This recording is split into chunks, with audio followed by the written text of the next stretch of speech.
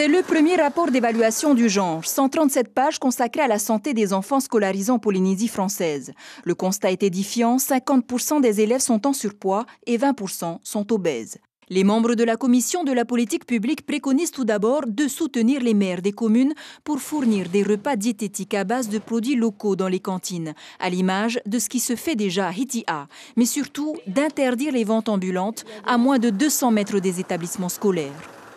C'est un gros problème.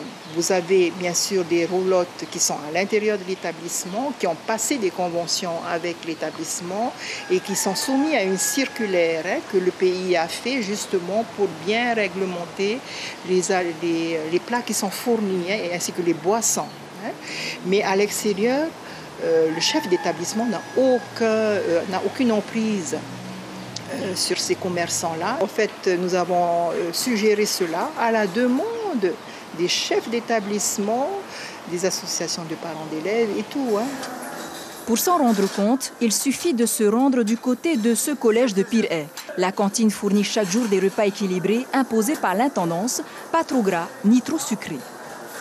On a fait aujourd'hui de la salade de quinoa, fait avec une vinaigrette assez spéciale, ainsi que des pâtes avec du poulet au curry et comme dessert pour alléger un peu des pommes. Mais c'est toujours aux roulottes installées juste en face que les élèves externes et parfois même certains professeurs préfèrent se restaurer. Le repas à la cantine, c'est pas bon? Non, mais c'est pas bon.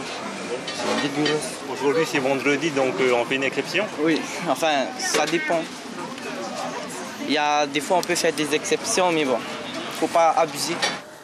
Interdire les roulottes à moins de 200 mètres des établissements, la proposition paraît injuste au vu des nombreux snacks existants aux alentours. Mais une fois encore, ceci n'est qu'une recommandation.